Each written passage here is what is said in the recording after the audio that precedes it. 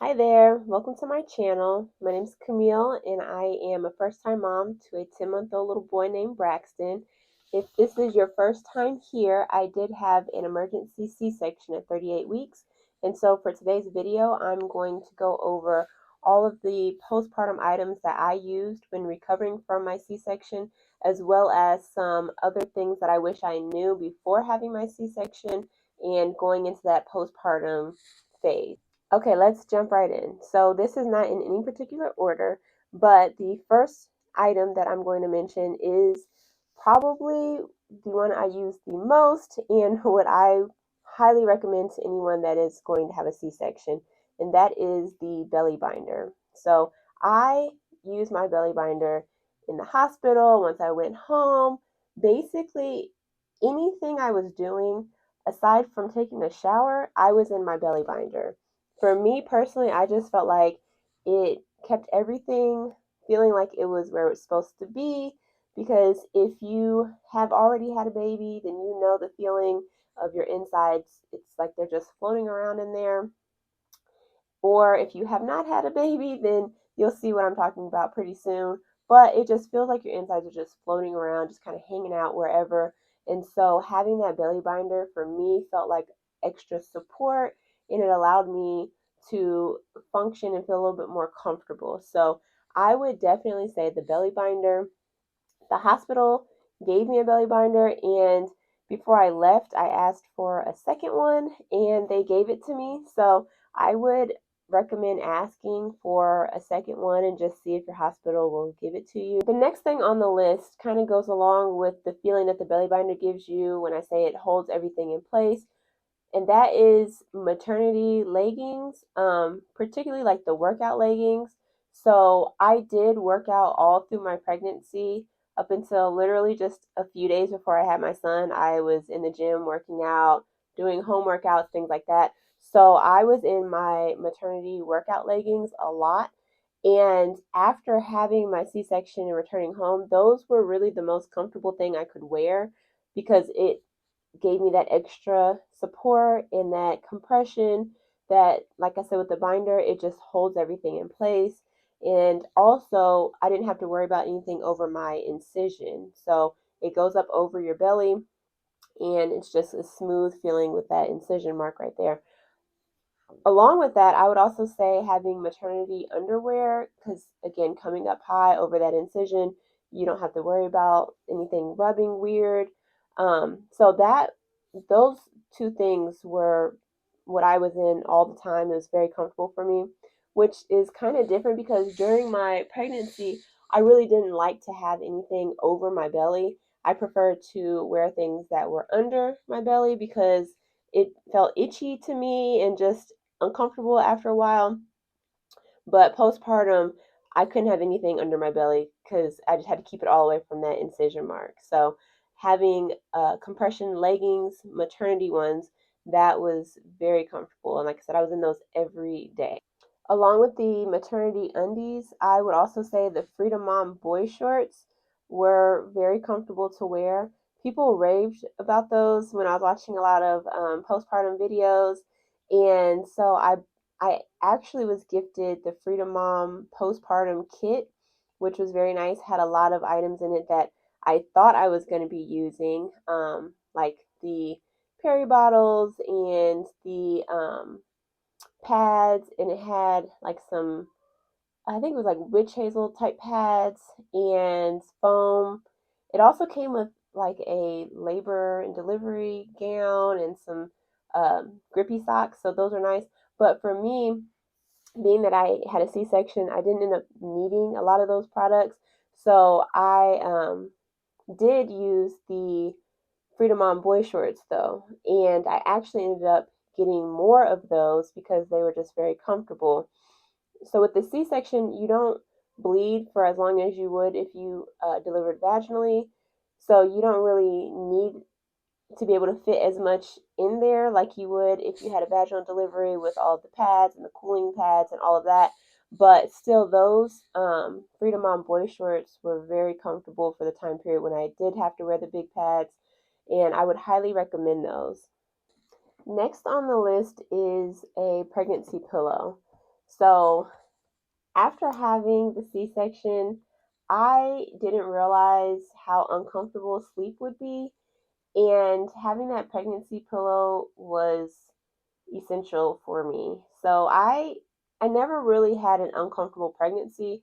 I mean, as you get bigger, you are a little bit more uncomfortable. You don't sleep as easily, things like that. But for the most part, my pregnancy was pretty smooth sailing. Even with sleeping, like I could get in and out of bed easily. The pregnancy pillow was great, having that extra support. But after delivery and having that C section, that pregnancy pillow was still like a game changer for me because you really have no ab muscles, like they're completely shredded during the C-section process.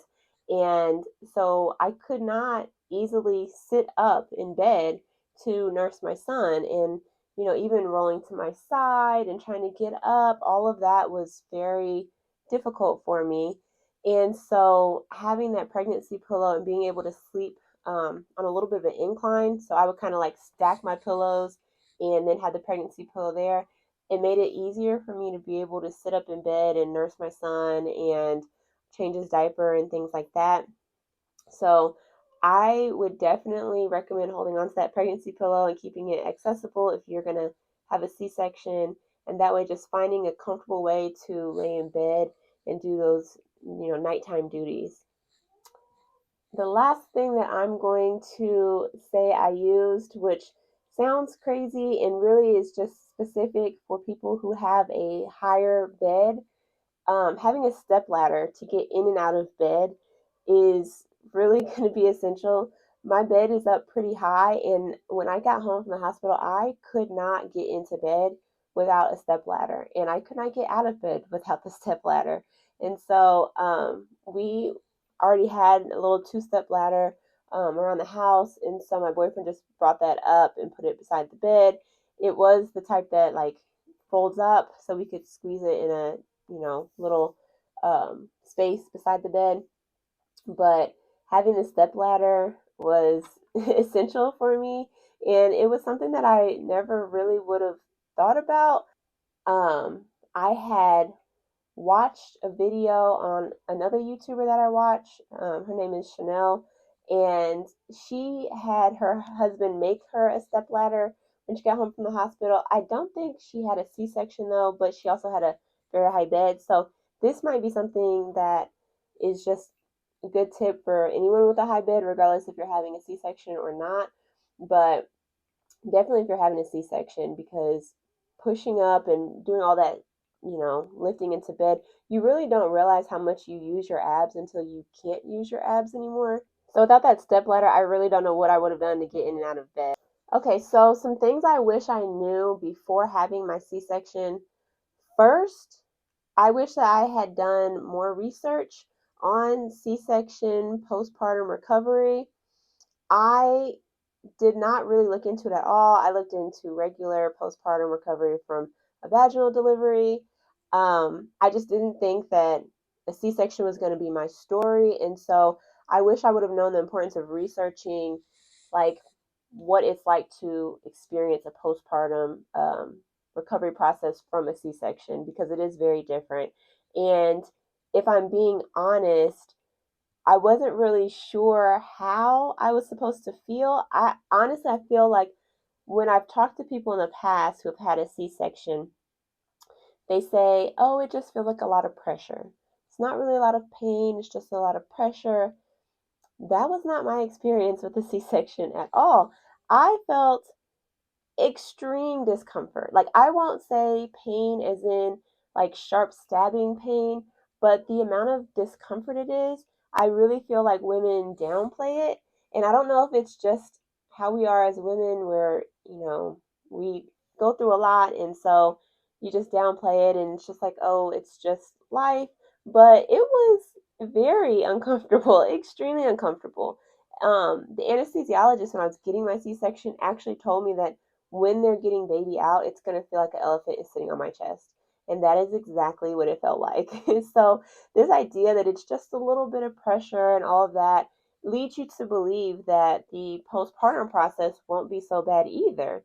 And that was not true. I literally could not care for my son without the help of his father. And when I say that, it's like certain things, like as I mentioned, we had a really high bed. Well, the bassinet was not equally as high, and so in order to get him in the middle of the night, I would have to bend down low, lower than the bed height, and lift him up. And I didn't have the ab strength to be able to do that. So I had to wake up my boyfriend. He would go around the bed, get the baby out of the bassinet, hand him to me, and then he would get back in bed while I nursed the baby and changed his diaper. And then when I was done with all of that, I woke my boyfriend up again. He would go back, get the baby from my arms, and lay him back in the bassinet. And that was how it went for that first week at least, almost a full 2 weeks. So I wish I would have known and researched more about what postpartum looks like and kind of how limited you are. That way I would have felt better about it because I kind of felt like I wasn't doing enough, like I wasn't being strong enough, mentally tough enough, things like that. But once I talked to a couple of my cousins who had C-sections, they were just like, "No, girl, it's hard. It's very hard." And one of my cousins told me that she would find a spot in the house and sit down, and everyone else would help her with stuff, whether it was bringing her the baby or helping with, she has other kids, helping with some of her other kids, things like that. But she was like, I would just find a spot and sit down, and that would be my spot for the day. And it was comforting to know that the way I was feeling and the discomfort I was feeling was normal. So I wish I would have researched more about that and seen what other women experience. That way I could have a better outlook on it as I was going through it. Along with that, it's just so important to have a strong support system. As I mentioned, everything that my boyfriend was doing to care for me and our son, I don't know how women do it on their own. It's so hard, and my hat goes off to them for that because my boyfriend was an essential role in this whole process.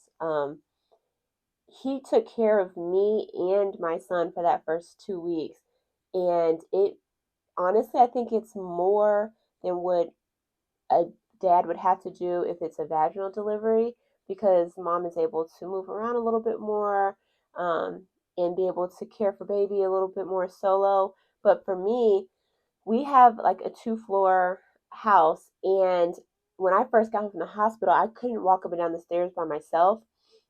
So I definitely wasn't going to carry my baby up and down the stairs, until I could get myself up and down the stairs. So that was just an extra thing my boyfriend had to do. If we were going to go downstairs, he would take baby down, put him in the pack and play, and then come back up and get me. And then same thing with going upstairs. He would bring baby upstairs, put him in the bassinet, and then go back down and walk me upstairs. Things like taking a shower, I couldn't reach my feet. I couldn't bend down to reach my feet when I got home from the hospital. So my boyfriend had to help me, with that. And I was also nervous of like slipping in the shower, which I never did, but it just, I don't know, just the fear of it because like my abs aren't working. So I couldn't like catch myself if I was going to slip. So he would always stay close and just make sure I was okay. I just really, the amount of support that he gave, I mean, he was a champ that whole process. And it was literally, I would say the first 2 weeks is when you're needing a lot of support. And by the end of the 2 weeks, you're feeling kind of like yourself again. You can move around. I could go up and down the stairs. I could carry my son up and down the stairs. I think 2 weeks postpartum, I started driving. So that 2 weeks, mark, you feel good. But before that, there's a lot of uncertainties, especially when you got your little tiny baby and you just don't want anything bad to happen. So having him close by was amazing. I also had a lot of support from my parents and from his. So my parents don't live here. We're in Ohio. They live in Indianapolis. But when I had the baby, they came the next morning because I had him late at night. It was 11:52 p.m. on March 31st. So we just by the nick of time avoided having an April Fool's baby. But so my parents came up that next morning and they stayed that first week at my house, which was great because we have a puppy, little Louie, and so they were able to be home with Louie, feed him dinner, let him out and just, make sure he had someone at home with him. And then they would come to the hospital, during the day. So that was a lot of help.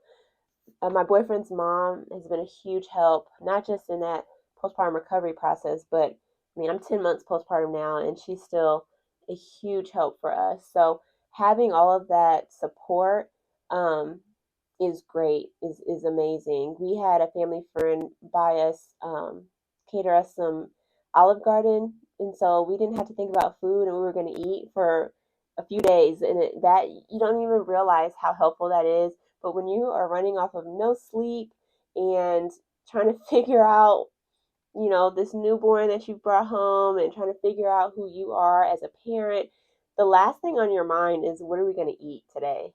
So having the fridge stocked with food was just a huge help. So having a huge support system in ways that you may not even realize you need the support, I just say take all the help that's offered to you. There is no shortage of work to be done.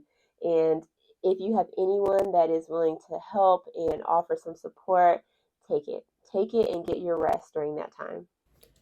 I also want to mention that I did not take all of the pain meds that were prescribed to me. I took my ibuprofen, but I was also prescribed some oxy, and I just chose not to really take that. I did have one really rough night where I took the oxy, but aside from that, I just stuck to the ibuprofen. So I do understand that that probably played a role in how I was feeling during this whole recovery process. So that's something else to just be aware of, that if you are comfortable taking the oxy, I'm pretty sure it would make the recovery postpartum period a little bit more manageable. But if you're someone like me that didn't really want to take the stronger meds, if you didn't have to, then just expect to have or to need that extra support during that recovery process. So this little bit, I would say I didn't, of course, think about, but I would give a warning to just be aware of car rides, especially like when you're going home from the hospital. Every little bump in the road, you feel it, and it feels so uncomfortable. So just be aware of that. Brace yourself. Get your mind right. That car rides are going to be so uncomfortable in the beginning. This is probably the best advice that I can give, and you would not even think about it. But if you are going to have to sneeze after your C section, put pressure on your incision before you sneeze. I sneezed and I about started crying because it just feels like you're going to pop your incision open. So I later found out and like read somewhere that if you need to sneeze, put some pressure on your incision. So just be aware of that. If you hear nothing else, cover your incision, put pressure on your incision before you sneeze.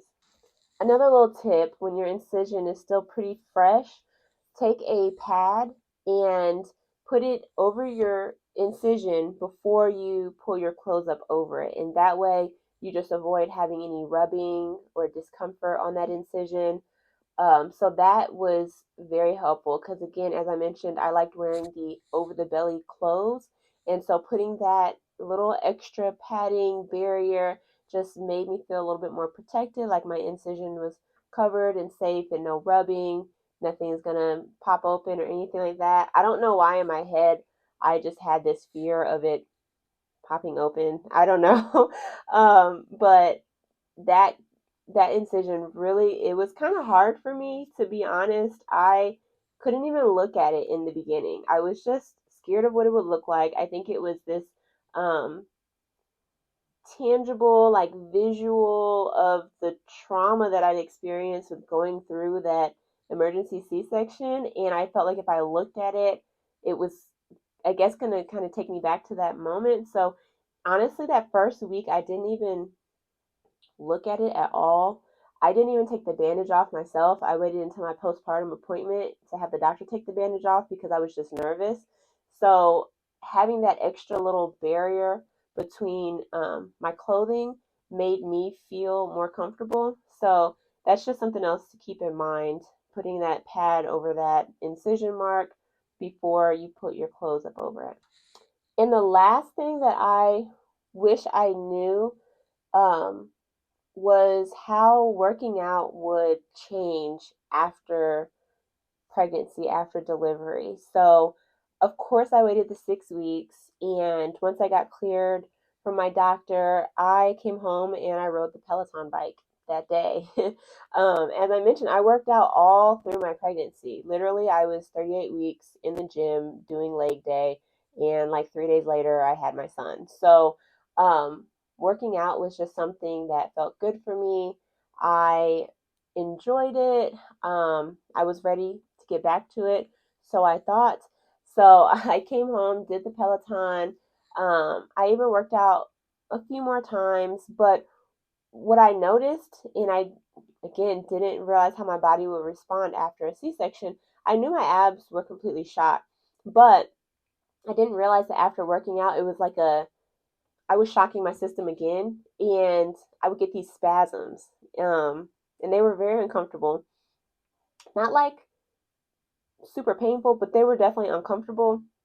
And again, I didn't realize it was going to happen. So I think that also threw me off a little bit. But being aware that working out is definitely going to feel different because you have no abs. And yeah, you didn't have your abs while you're pregnant because you had a big pregnant belly, but it's very different though. So I would just advise anyone who is recovering from a C-section to take your time as you get back into your workouts. Start slow, start with just walking, start with some yoga, things like that, whatever feels good. And then if you notice the discomfort, the spasms, things like that, just take a break. But don't feel like it's uncommon and just go at your own pace. You have to find a new routine, but you will get back into it. For me, I was able to kind of find my way back into a routine of what I like to do around 8 months and get more consistent with it around 9 months. And I also think that that kind of coincided with some better sleep. So keep that in mind too. Like you're already completely drained, and then you're going to drain your body even more trying to work out. And sometimes it just doesn't work out that way. So just be patient with yourself throughout that process of getting back into your workout routine.